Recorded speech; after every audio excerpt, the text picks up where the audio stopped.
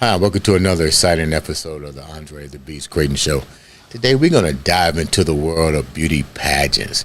I know if you've been following this young lady's post, she left early this morning from Atlanta, GA to come to Indianapolis to not only appear on the show, but to also work on a project that she's going to tell you a little bit about.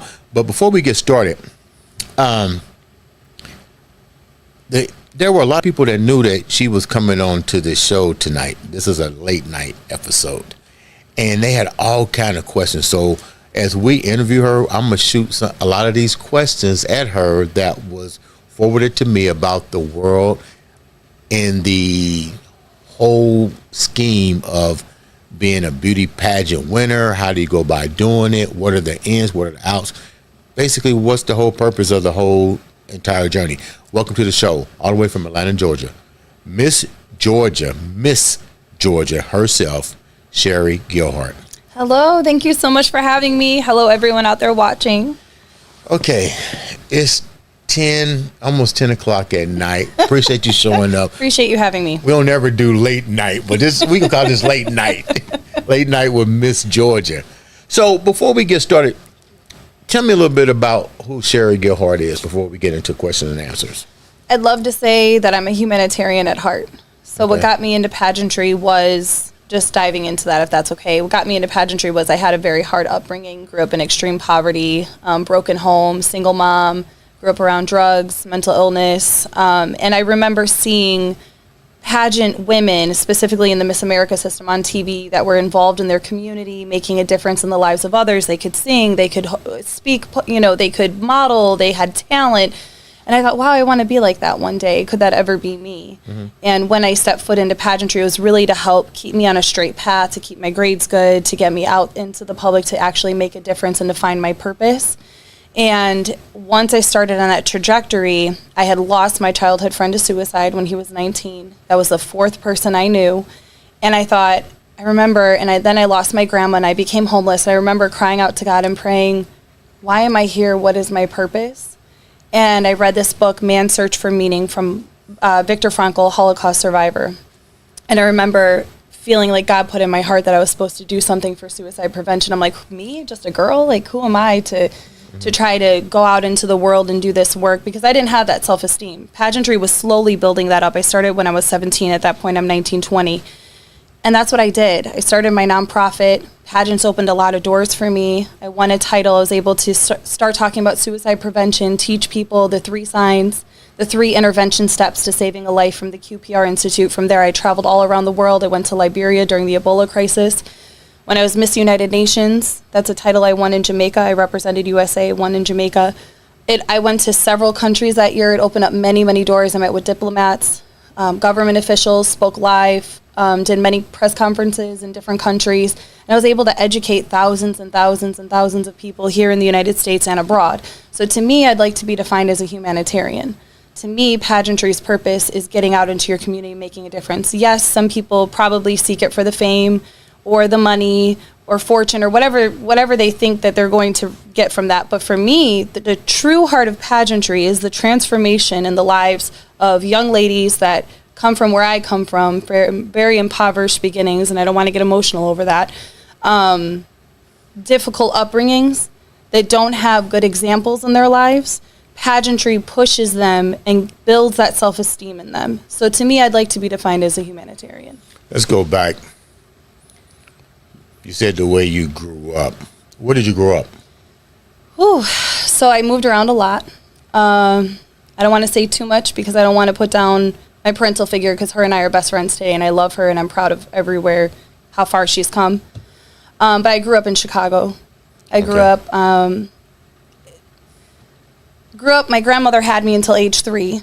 Then I went back with my parent, and then I moved around. I never had stability. You mentioned the word homeless. Mm-hmm.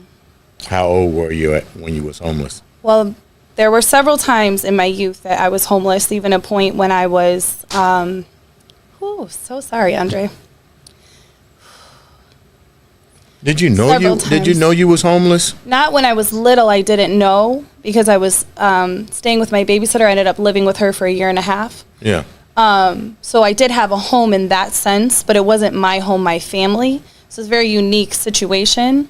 But at 14, yes, I knew we were homeless. I knew we struggled to put food on the table throughout my childhood. You said we.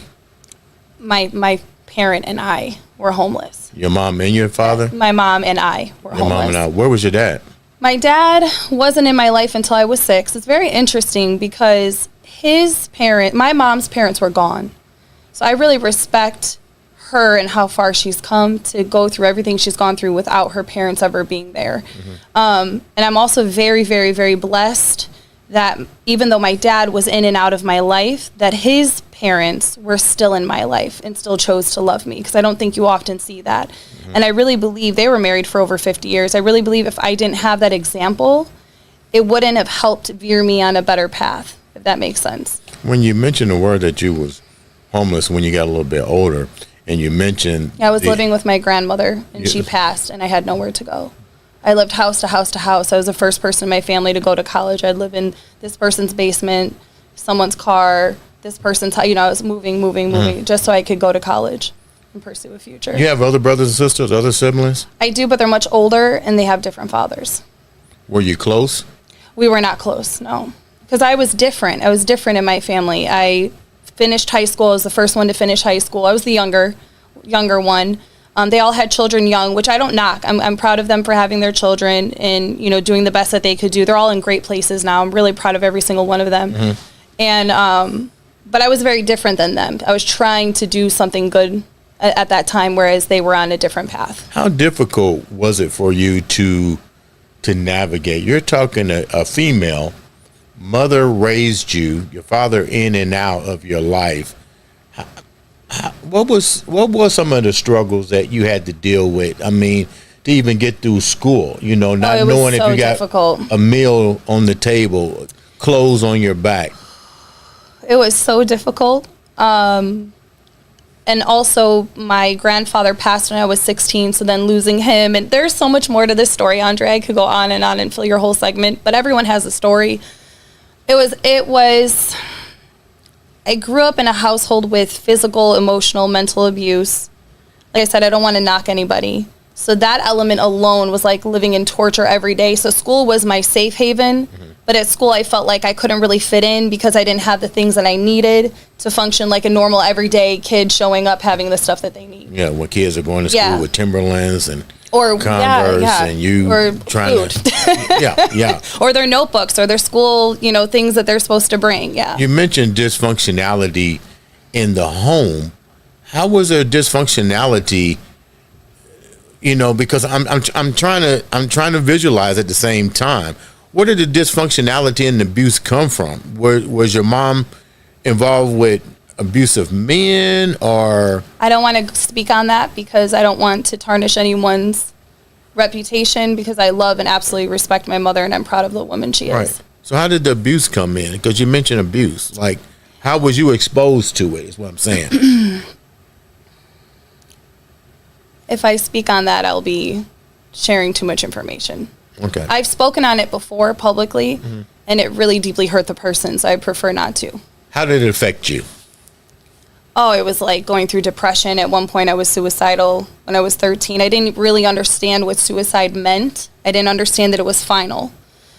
So to me, it was like I just wanted my life to end, or I wanted it to quickly turn 18 so I could be an adult and be free, right? But your troubles don't just go away when you turn 18, right? But I just needed, it was like living in a prison. It was like living in a torture cell where you don't know when you're going to get hit, screamed at, embarrassed. You couldn't have friends over. You didn't have the freedom to go out. It was rough. It was really rough. So you never had a safety net? I never had a safety net except for my grandparents, and I would go there. Did they see what was going on in your life? I didn't open up to them until I was 1 year homeless, my first year in high school, without my parental figure. I was living from friend's house to friend's house to friend's house. And finally, I had enough was enough because that parent moved to a different state, and I said, I'm absolutely not going. I refuse to go with you. I've seen how you've treated me all these years. I refuse to do that. So I opened up to my grandparents. They were too old. By the courts, they were deemed too old to adopt me. So the courts interviewed both of my parental figures and deemed both of them unfit when I was age 16. And how did that make you feel? And they also told them they wanted me to go to counseling because I wanted counseling, and no one had pursued that for me. It made me feel understood. Okay. And heard. Finally, your voice after silence. I didn't expect them to be deemed unfit. I just knew they were choosing one parent, and I was just giving honest, raw answers. I didn't even know that thing existed. What was at least three of the things that you had to disclose that really impacted the whole outcome? So typically they release you to one parent versus the other. And the last thing I said, and I almost didn't say it, I said, I'm afraid to go with that parent because I know I will be hit. Because the last time I saw her, I think that was like 4 months prior, on my birthday, that parent couldn't keep their hands off of me. And they were shocked because usually the court of law goes on that side. And they said, okay. And they said it was the longest deliberation they'd ever had to do. It took several hours and hours and hours. And they finally chose the other parent, but they deemed both unfit.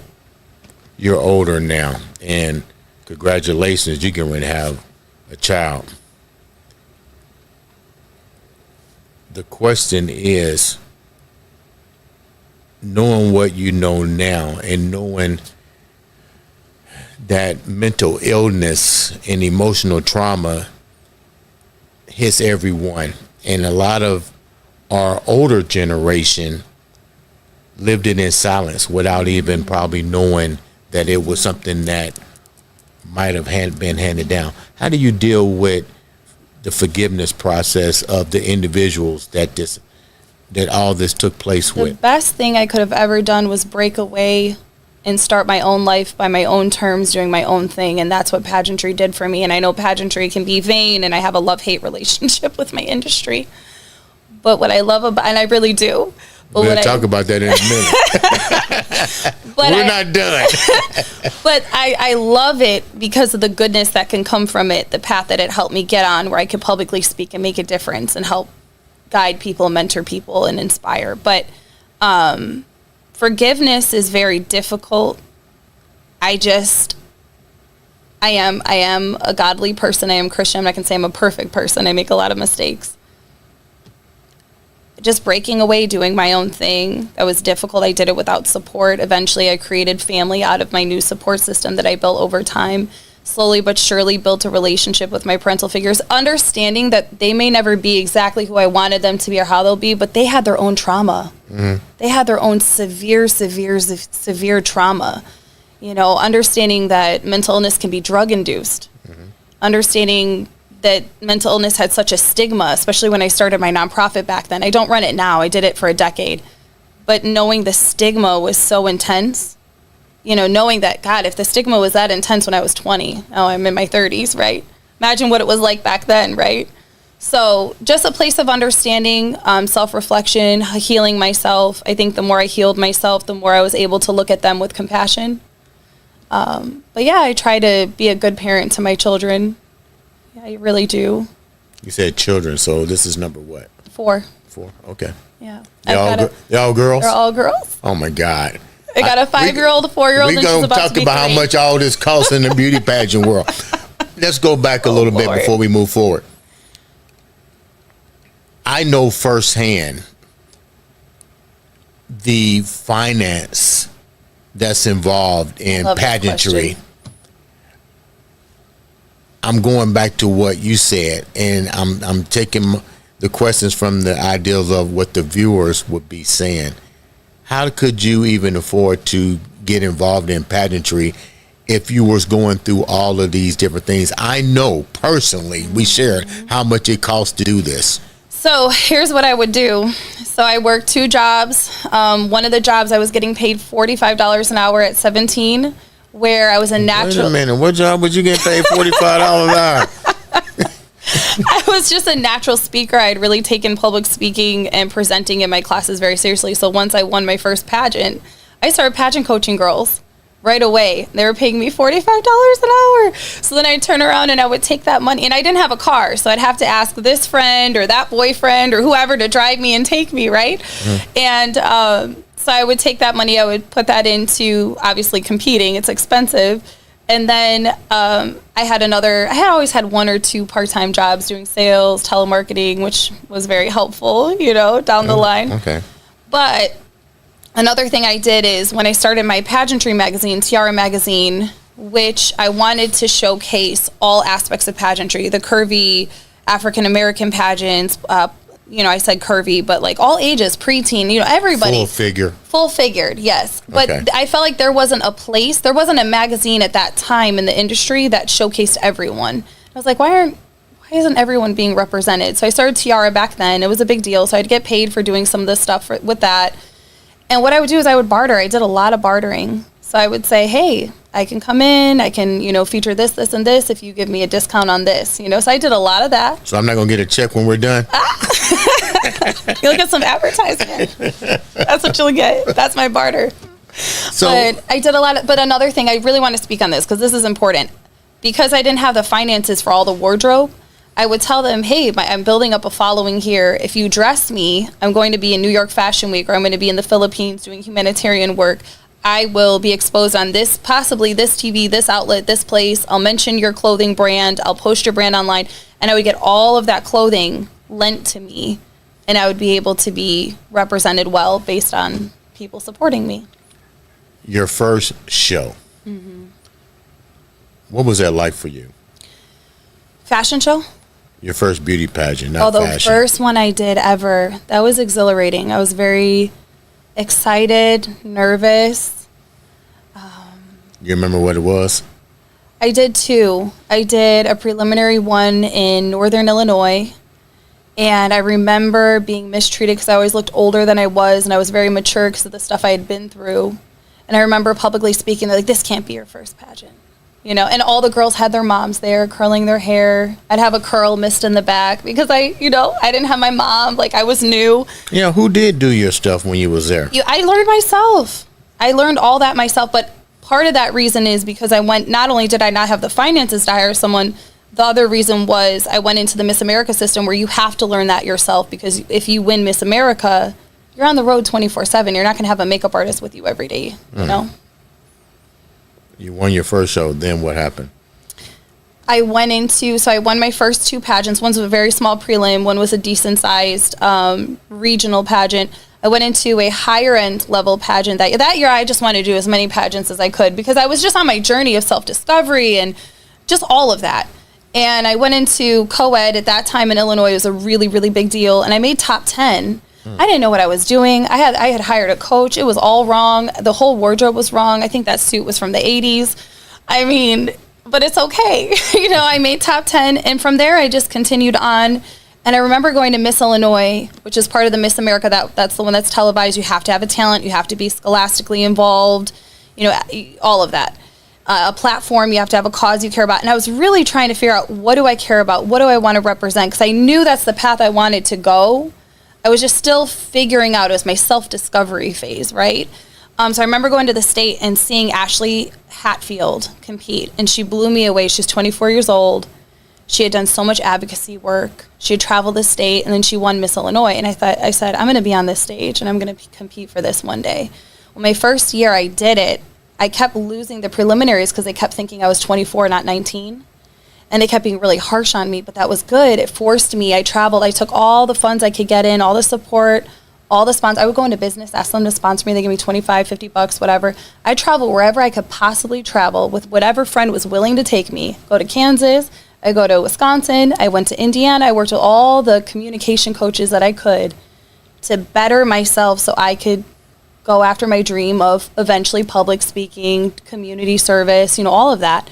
And then I won my preliminary, went to state, tore the ligament in my ankle a week before competition.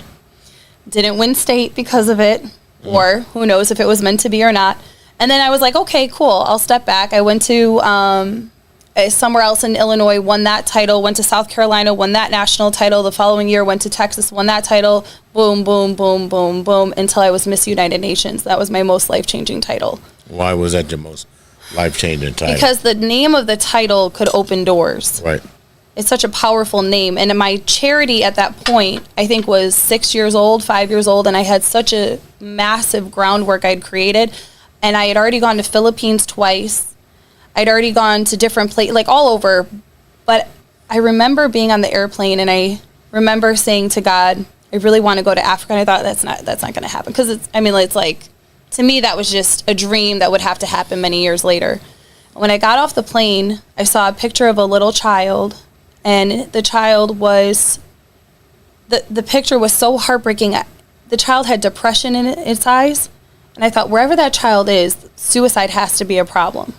So I reached out to the person who posted it on Facebook. They said, oh, yeah, suicide is a problem in my country. I'm going to connect you to this person.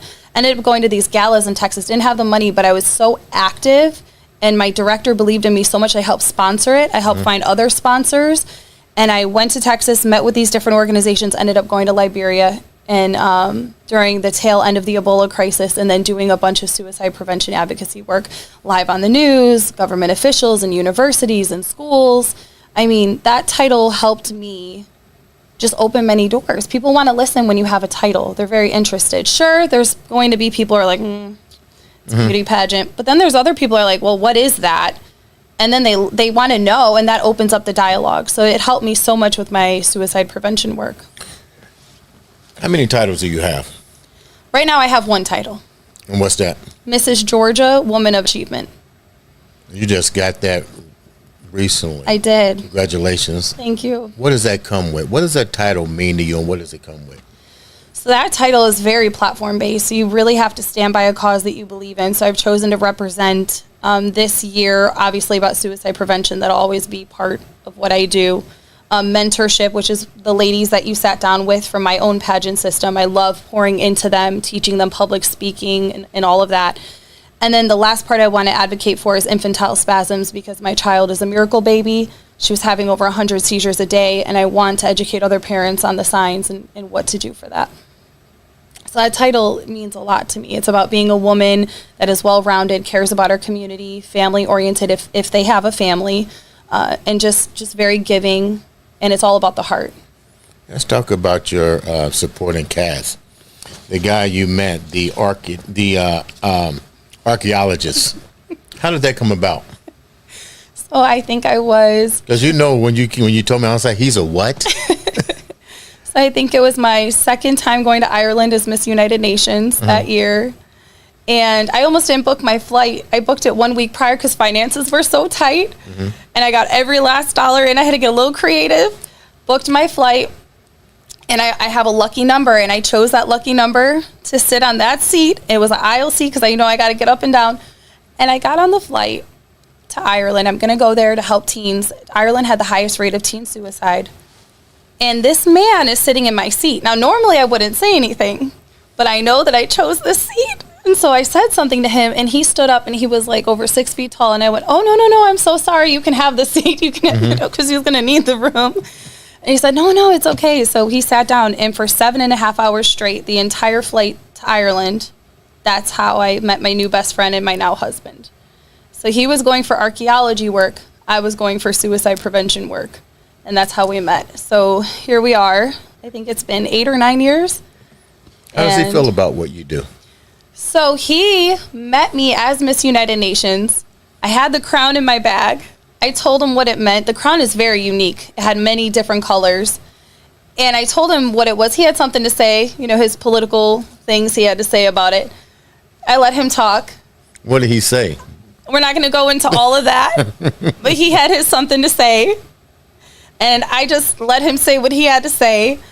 And I said, okay, but for me, this is about doing charity work, right? So we talked about that. And he had this really cool understanding of the entertainment industry. So he's like, okay, cool. He's like, I can get behind that. That's nice. My sister's a singer. She's incredible. She travels. So it was really cool. He had this really neat understanding. And but he really didn't get it. So later, after we became Facebook friends, he went on and was like, a beauty queen. He said, let me go on and put a ring on it. He's like, is this for real?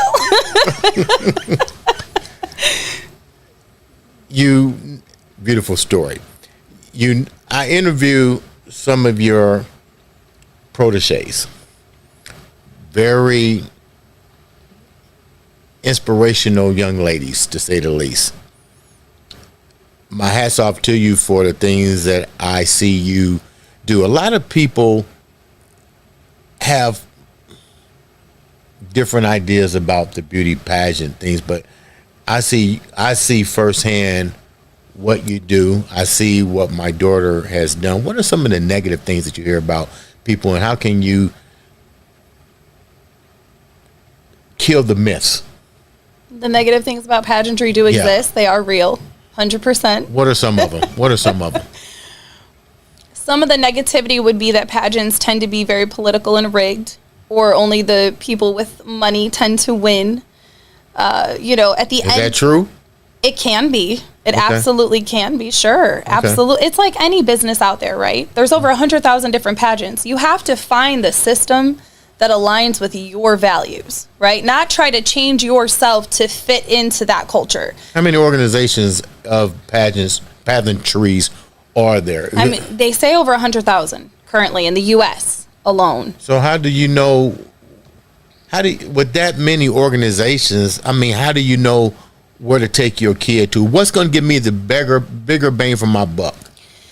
I don't want to be scammed. No, you don't want to be scammed. That's number one. But at the end of the day, you have to meet people within the organization. You have to hear their stories, their firsthand accounts, how it was ran, how, what they got out of it.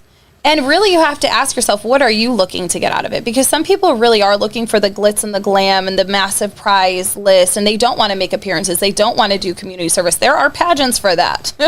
So you have to read through the prize list or read through the mission statement.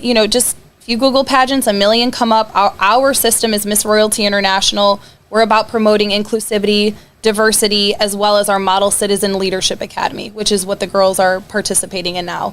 So it's about, like I said many times, getting out into the community, making a difference, finding your purpose, developing that. So you just have to figure it out. How long has your organization been up and running, and why did you decide to? What made you decide to do your own organization? And the other part of that question, there's a lot of questions, but the other part of that question is, what did you not want to bring in your organization that you was getting from the other organization, what you was hearing from other people about the negatives? Okay, so that's a loaded question. I love it. So I ran my nonprofit That's for 10 years. That's called a double-barrel shotgun. It's great. So if I forget a part, let me know. Started my nonprofit, ran it for a decade. You already know why. Lost my childhood friend to suicide. Made a lot of changes in a lot of people's lives, and it also changed mine. Fast forward, I was giving birth to my second child. I needed to slow down because my nonprofit grew so big. I needed to pass that torch. Okay, so which was very, very difficult for me to do. I used to do hundreds and hundreds of suicide interventions every year, but it was just time, right? And so I started Model Icon because I wanted to continue producing fashion shows with a purpose. And I started that in 2019, where I bring in high-end runway coaching because I worked really hard to get into the actual legitimate Mercedes-Benz New York Fashion Week, LA Fashion Week, all these high-end things. I did a world supermodel tour in China. I was the only American selected to go to that. Everyone else was from Europe. So I started Model Icon to bring that to people that are petite, curvy, every ethnicity, and that's been amazing. I love seeing that transformation. So that's that.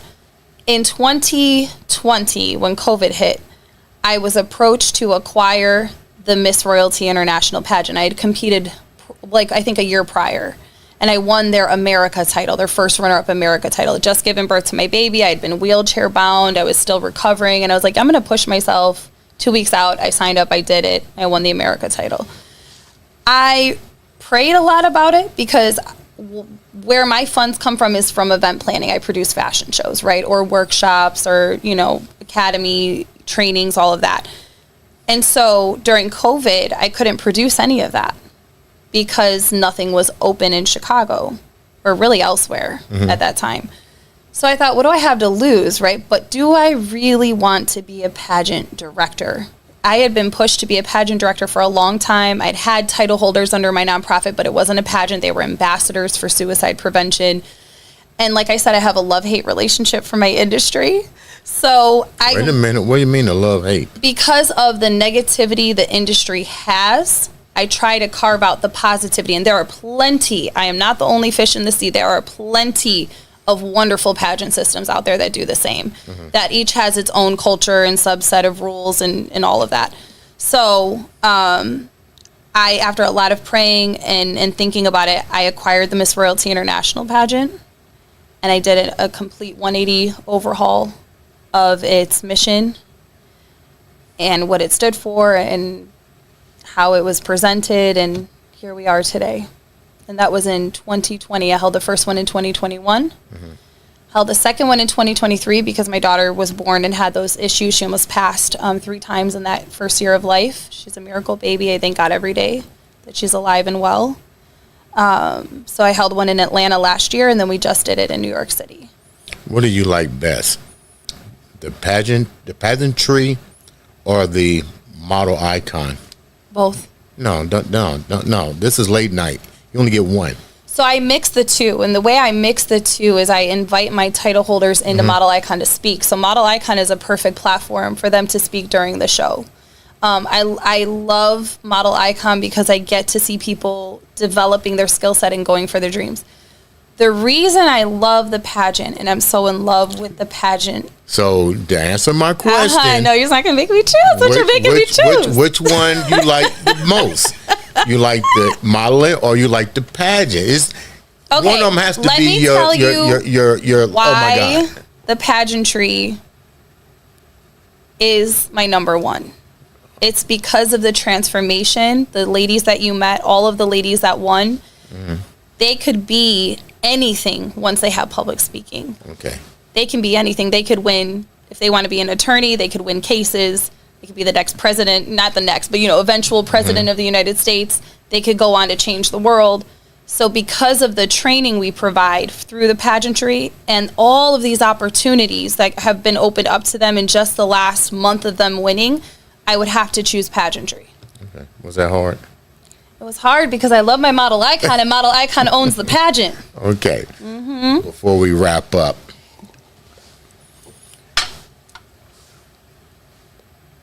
let me do it like this. Before we wrap up,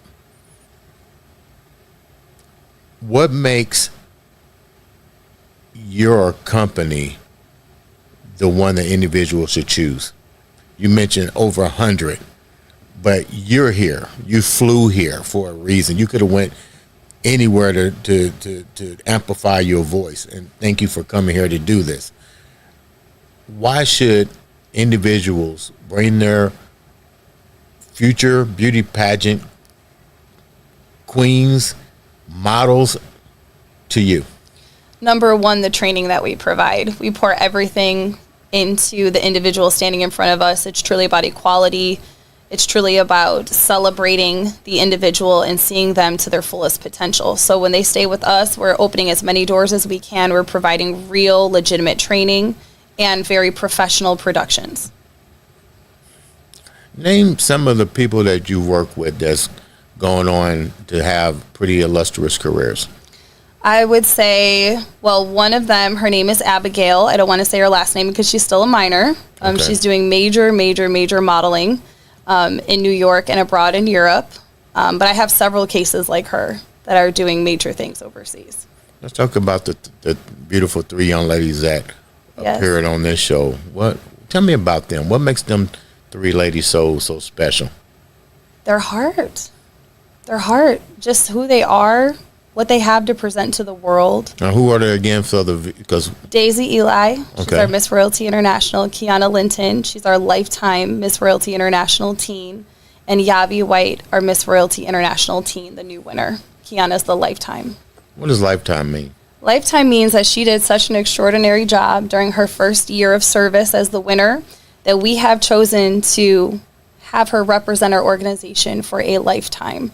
So she is our teen representative, at least through her teenhood. So she's lifetime for the teenage years. And she gets to wear that crown and sash and continue representing the organization and going out and seeking opportunity on our behalf. What individuals would make a good candidate for your program? So the unique thing about us is we work with all experience levels. And so you can have absolutely zero pageantry experience, zero modeling experience, and we'll help build you up from the ground up. You could have low self-esteem. You could have severe trauma that you've gone through and you're looking for a safe place to heal and to grow and to find yourself. Or you could be more established. You could already have a legitimate modeling background, but you've hit a lull. You need some new photos. You need, the Model Icon show really elevates people, it connects them to so many people within the industry. With the pageantry, you could have a very clear set path of what your platform is and already have done a lot of work for that. Mm-hmm. At the end of the day, we're really good at connecting you with many individuals out there that can get you emceeing, singing at their events, publicly speaking, sharing about your advocacy work, getting into the news media. Our girls, I've gotten them in 10 media outlets in just the past 4 weeks alone, and I continue to grow that number, obviously, as the year progresses. Let's talk about money.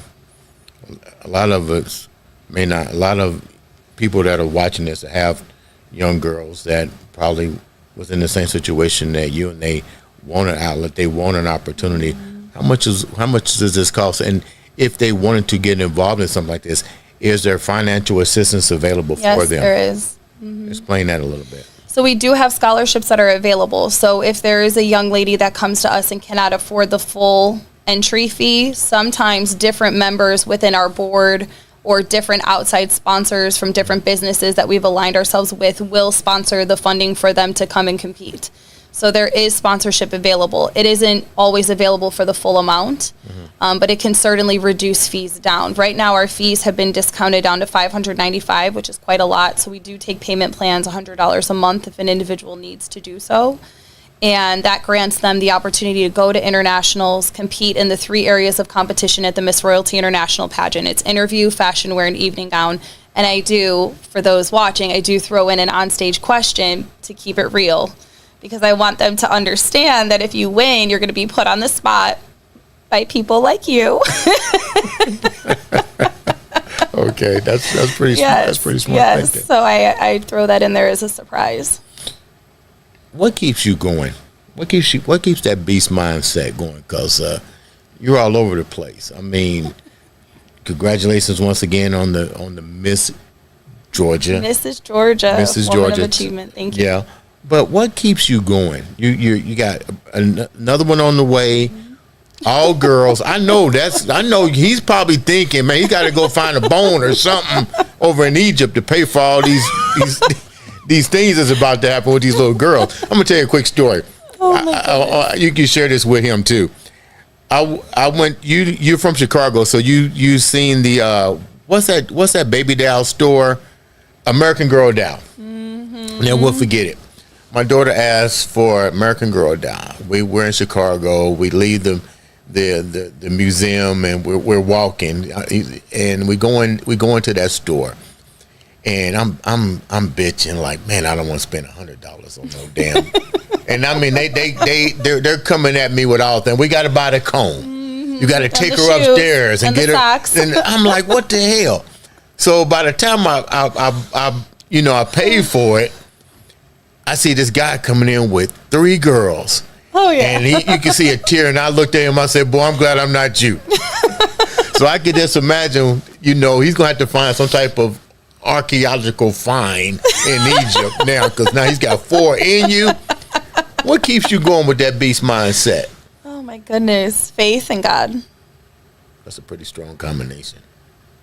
Faith in God. Faith in God. Yeah. How can the viewers reach out to you?